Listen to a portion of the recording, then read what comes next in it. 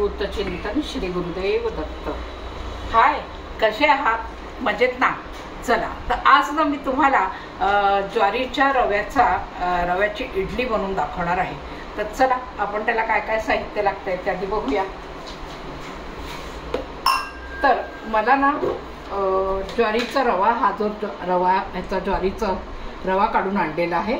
तर हा रवा मला ह्या भांड्याने 3 भांडी रवा घ्यायचा आहे हां, आणि 1 भांडं आपल्याला उडदाची डाळ घ्यायची आणि उडदाची डाळ भिजवायची। हा रवा सुद्धा आपल्याला स्वच्छ जरा पाण्याने करून म्हणजे वरचं जे असतं ते काढून टाकायचं आणि भिजत घालून ठेवायचं आहे। आणि नंतर ही उडदाची डाळ भिजून झाली की मग ती मिक्सरमध्ये चांगली बारीक वाटून ती पण या मिश्रणामध्ये चांगली काढून रात्रभर म्हणजे मिक्स करून ठेवून द्यायची। तर सांबारासाठी काय काय लागतं आपल्याला साहित्य ते बघूया। सांबारासाठी माझ्याकडे आता काल डाळ शिजली होती, ती होती। मी आता पुन्हा डाळ शिजवणार नाही आहे, तर याच डाळीचा मी वापर करणार आहे। वरण जे शिजवलं होतं ते, आणि त्यासाठी मला लागणार आहे, हॉटेलात जो आपण सांबार खातो दरवेळेला, तर त्याच्यासाठी एक ग्रेव्ही अशी तयार करतात हॉटेलवाली लोक, तर ती पण ग्रेव्ही मला लागणार आहे। म्हणजे ह्याच्यासाठी ना जास्त आपल्याला सांबार मसाल्याचा वापर करावा लागत नाही, थोडा लागतो सांबार मसाला, पण ह्या ग्रेव्हीचा जर वापर केला तर अगदी हॉटेल टाईप सांबार तयार होतो। तर हा मसाला सुद्धा मी कसा करायचा तोही मी पुढच्या व्हिडिओमध्ये नक्की तुम्हाला दाखवीन। आणि सांबारसाठी लागणारे अर्थातच आपल्याला भाज्या लागतात सांबारात घालायला, तर त्यासाठी दुधी, भेंडी, थोडंसं गाजर घालणार आहे, आणि कांदा, आलं लागेल आपल्याला, आणि हा थोडा सांबार मसाला, कढीपत्ता, कोथिंबीर, आणि थोडासा टोमॅटो लागेल आपल्याला हां, आणि तेल, मीठ, आणि यात लागेल फोडणीसाठी मोहरी, जिरं, आणि रंगासाठी आपल्याला काश्मीरी मिरची पावडर, थोडीशी हळद आणि हिंग। तर हे सांबाराचं झालं सारण सांबारासाठी लागणार। आता आपल्याला टोमॅटोची चटणी करायची आहे, त्यासाठी आपल्याला काय काय लागेल साहित्य तेही आपण बघून घेऊया या। तर टोमॅटोच्या चटणीसाठी मला लागणार आहे टोमॅटो, थोडासा कांदा, आणि हे जे कोथिंबीरीच्या दांड्यात नाही आपण मी टाकून देत नाही, कारण ह्याही बारीक चिरून दोन्ही चटण्यांमध्ये त्याचा वापर केला जातो, तर हेही मी टाकणार आहे। आणि आपल्या चटणीसाठी आपल्याला हे डाळं लागतं, तर हे डाळं थोडं दोन्ही चटण्यांमध्ये त्याचा वापर होणार आहे। आणि आपण नारळाची चटणी करणार म्हणजे मग नारळ लागणारच आपल्याला, तर हे खवून ठेवलेलं खोबरं आहे, हेही लागेल। आणि थोडासा नारळाच्या चटणीला थोडासा मी लसूण घालणार आहे। लसूण मी आधीच वाटून ठेवलेला आहे बाटलीमध्ये, तर तो थोडा घालणार आहे। आणि टोमॅटोच्या चटणीला मी आल्याचा वापर करणार आहे। तर अशा ह्या 2 चटण्या झाल्या। हे इथे आलं जे आहे बारीक केलं, हे सांबारासाठी लागेल बारीक, आणि हे मी चटणीसाठी वापरणार आहे। आणि दुसरं म्हणजे ह्या ज्या डाळी ज्या आपण भिजवणार आहोत, तर ह्याच्यास आपण ज्या वेळेला ते वाटायला घेणार त्यावेळेला त्याच्यामध्ये आपल्याला जर समजा उरलेला भात असेल तर त्या भाताचा वापर करायचा। तर माझ्याकडे उरलेला भात आहे, तर मी तो त्याच्यात घालणार आहे। जर समजा भात नसेल तर मात्र त्याच्यामध्ये जाडे पोहे असतात, ते साधारण अर्धा वाटी पाऊण वाटी घ्यायचं, जसं तुमचं प्रमाण असेल त्या पद्धतीने जाडे पोहे घ्यायचे आणि धुवायचे, आणि मग ते त्या वाटणामध्ये घालायचे। तर आता हे वाटण मी आधीच करून ठेवलेलं आहे, आपला वेळ वाचावा म्हणून।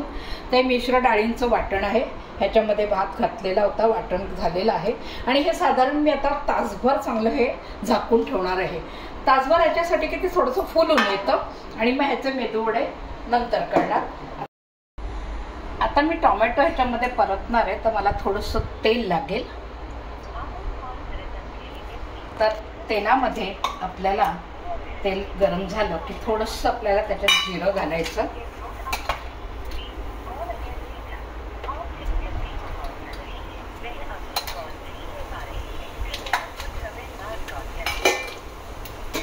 जिरं तडतडलंय, आता हिंग घालायचं आहे,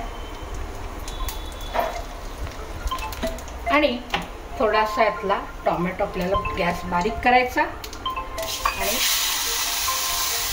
टोमॅटो लागणार आहे चटणीसाठी, आणि थोडासा टोमॅटो मी हा वगळणार आहे सांबारासाठी। तर मग अशी मी म्हटलं या काड्या मी फेकत नाही, यातल्या अर्ध्या काड्या मी ह्याच्यात घालणार आणि आलं. त्यातलं डाळं जे आहे हेही आपल्याला लागणार आहे.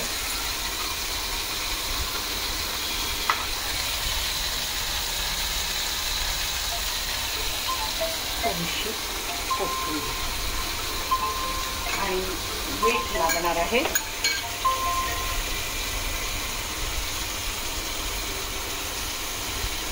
आता ही आपल्याला टोमॅटो छान शिजवून घ्यायचं आहे.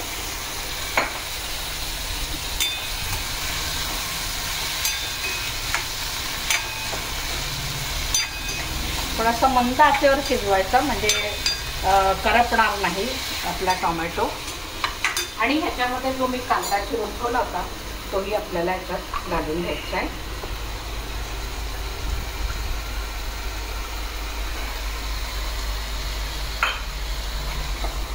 आता हे खरं झाकून आपल्याला छान परतवून घ्यायचं आहे ना.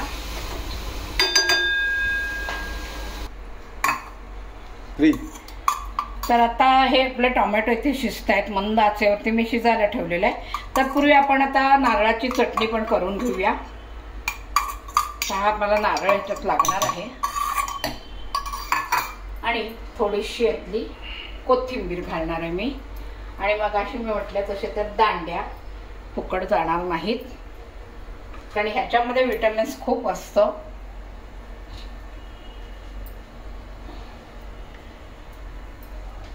हे डाळ ह्याच्यात घालणार आहे मी. आणि आता नारळाची चटणी आहे म्हटल्यानंतर आपल्याला हिरव्या मिरच्या पण लागतील, तिखट असते ती म्हटल्यावर. थोडंसं मी याच्यामध्ये लसूण घालते पेस्ट.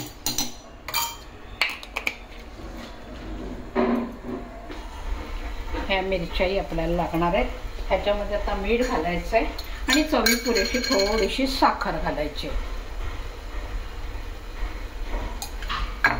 आणि मग थोडंसं पाणी घालून आपल्याला ते मिक्सरवर छान वाटून घ्यायचं आहे.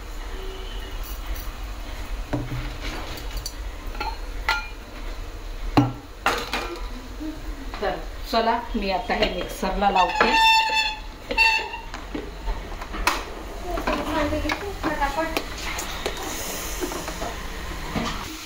आता हा टोमॅटो आपला छान शिजलेला आहे. आता मी गॅस बंद करते. हे आता गार द्यायचं आहे तोपर्यंत मी तिथे मिक्सरचं वाटण करून घेते. चला टोमॅटोची चटणी बाकी आहे कारण ते जरा गार होतं आहे. तोपर्यंत आपण आता सांबाराला तयारी करूया सांबाराची. तर आता हे पातेलं तापलं की मला ह्याच्यामध्ये तेल घालायचं आहे.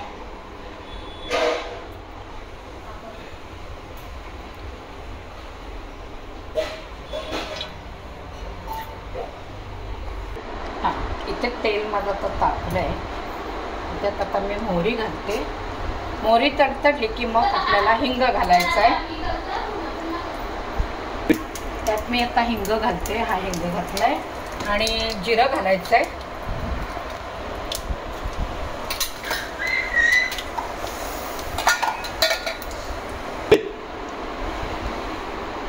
आलं घालायचं आहे. हा चिरलेला कांदा, कढीपत्ता आणि हा थोडासा तांबूस रंगचा येईपर्यंत आपल्याला परतवून घ्यायचा आहे. थोडा गुलाबी रंग होईल ह्याचा. आणि आपल्याला आता गरम पाणी लागणार आहे म्हणून मी ते गरम पाणी पण करायला ठेवते. याच्यामध्ये ही पूर्ण फोडणी तयार झाली की मग आपल्याला गरम पाणी ओतायचं याच्यामध्ये.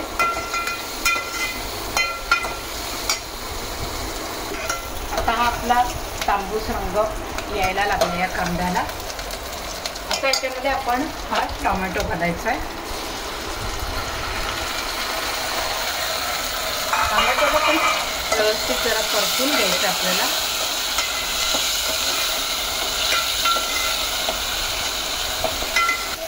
हां तर पाणी इथे आपलं तापलेलं आहे. मी गॅस बंद करते आणि आता हा आपला टोमॅटोही परतला आहे. याच्यामध्ये मी आता काश्मीरी मिरची पावडर घालते थोडं म्हणजे सांबाराला छान रंग येईल. आपल्या हळद घालते आणि जो मी सांबार ग्रेव्ही मसाला जो तयार केला होता ना तो मी आता ह्याच्यामध्ये घालणार आहे.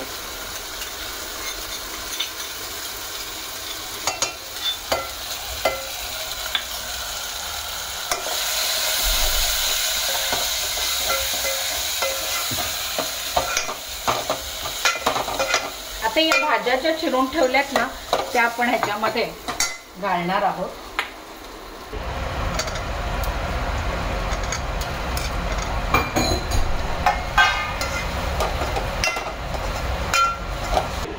आता हे आपलं छान परतून झालंय. आता ह्याच्यामध्ये जरा गरम पाणी घालायचं आणि मग या सगळ्या भाज्या आपल्याला शिजवून घ्यायच्या व्यवस्थित. आणि मग जरा त्या शिजत आल्या थोड्या शिजल्या की मग आपल्याला हे जे वरण आहे हे आपण त्यात घालणार आहोत. आता याला आपल्याला लागणार आहे मीठ. ते मीठ मी घालून घेते.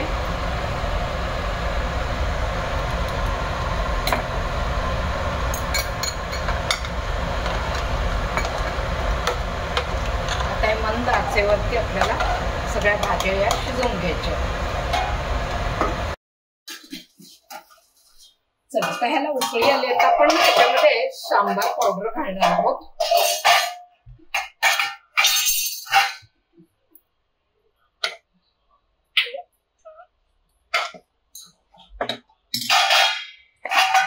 पुन्हा अजून ह्याला झाकून ठेवायचं आपल्याला, कारण ही जी भाजी आहे ही व्यवस्थित शिजली पाहिजे. यातला दुधी आहे, गाजर आहे, हे छान शिजवून घ्यायचं आपल्याला. चला आता ह्याच्यामध्ये मसाला घालून झाला, सांबार मसाला. हे भाज्या पण शिजल्यात. आता हे बघा भाज्या पण शिजल्या. आता हे जे वरण आपलं आहे हे आपण ह्याच्यामध्ये घालून छान आता त्याला उकळी काढायची. आणि आता ह्याच्यामध्ये आपल्याला मीठ लागलं समजा तर मग वरनं मीठ घालायचं. थोडं पाणीही मला लागणार आहे. मी पुन्हा पाणी गरम करायला ठेवलेलं आहे. थोडंसं आपल्याला चाखून बघायचं मीठ वगैरे लागलंय का, मसाला छान लागलाय का. थोडं मीठ लागणार आहे. आणि आता ह्याच्यामध्ये छोटासा आपला गुळाचा खडा आपल्याला ह्याच्यात घालायचा. थोडंसं गुळ घालायचं ह्याच्यामध्ये. सांबाराला अधिक चव येते. अगदी एवढासा लागतो. ह्याची अगदी सांबाराची टेस्ट या गुळाने अतिशय वाढते छान. आता यात गरम पाणी अजून आपल्याला लागणार आहे कारण सांबार घट्ट आहे.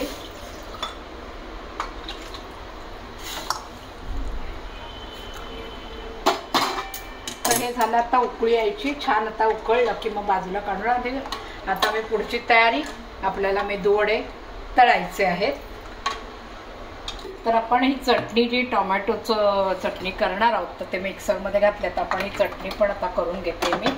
तोपर्यंत आपलं सांबार उकळतंय.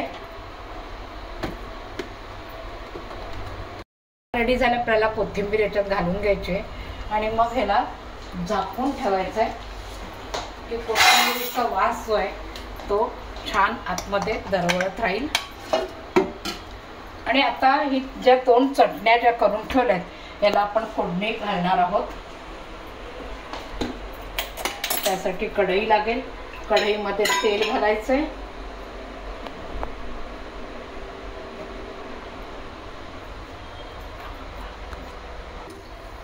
आता फोडणीमध्ये आपल्याला मोहरी घालायची.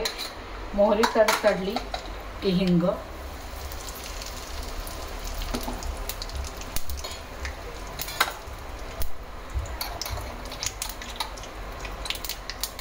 जिरं घालायचंय. गॅस बारीक करायचा आणि कढीपत्ता घालायचा आहे.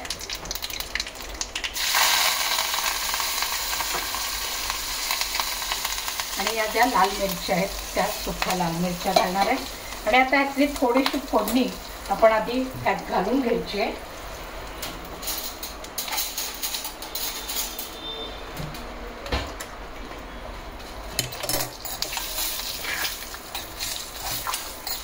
कारण यात मला थोडंसं लाल तिखट घालायचं आहे कारण ते टोमॅटोच्या चटणीला लागणार आहे. म्हणून मी 2 वेगवेगळे काय फोडण्या केल्या नाहीत. एकाच फोडणीमध्ये फक्त हे आधी काढून घेते. आणि आता ह्याच्यामध्ये लाल तिखट घातलं की दोन्ही चटण्यांची फोडणी तयार होते आपली. त्यात मी काश्मीरी मिरची पावडर घालणार आहे आणि थोडीशी लाल तिखटही घालायचं आपल्याला. आणि आपल्याला गॅस बंद करायचा आहे. आता ही फोडणी गेली. या चटणीमध्ये.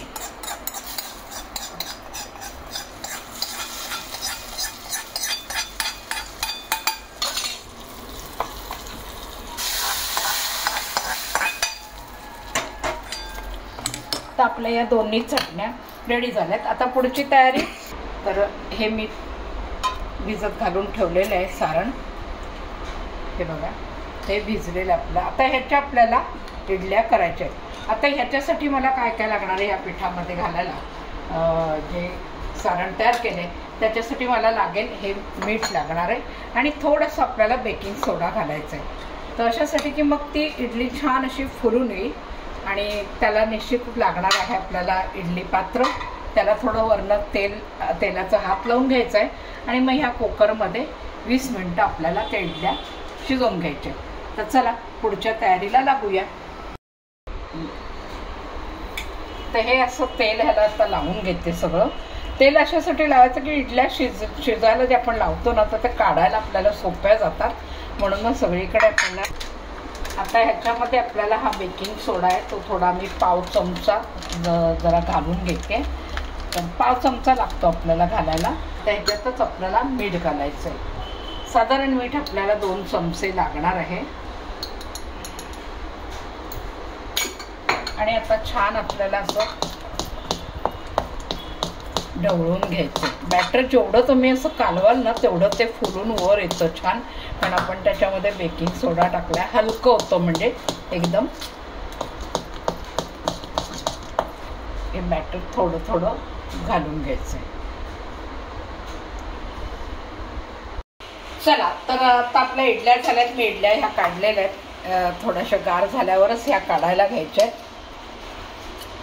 तर या ज्वारीच्या रव्याच्या इडल्या जसं आपल्या बाजारच्या म्हणजे तांदळाच्या पिठाच्या जशा रव्या इडल्या असतात ना पांढऱ्या स्वच्छ, तर तशा दिसत नाही. थोड्याशा त्या अशा ऑफ व्हाईट टाईपच दिसतात. पण खायला इतक्या अप्रतिम असतात ह्या इडल्या आणि पचायला इतक्या हलक्या आणि पौष्टिक तर खूपच. तर ह्या इडल्या आहेत ना ज्वारीच्या रव्याच्या इडल्या बनवल्या की लहान मुलांसाठी अतिशय पौष्टिक आहेत. ह्या आपल्या ह्या इडल्या अशा सगळ्या रेडी झालेल्या आहेत. सांबार, चटण्या 2 प्रकारच्या आणि ह्या ज्वारीच्या रव्याच्या इडल्या. तर आता तुम्ही पण करून बघा कशा होत आहेत त्या आणि मला कमेंट्स बॉक्समध्ये कळवा कशा झाल्यात त्या. आणि लाईक करा, शेअर करा, सबस्क्राईब करा आणि नवनवीन व्हिडिओ बघायला रेडी राहा. चला, परत पुढच्या नवीन व्हिडिओमध्ये मी येतच आहे. चला, बाय.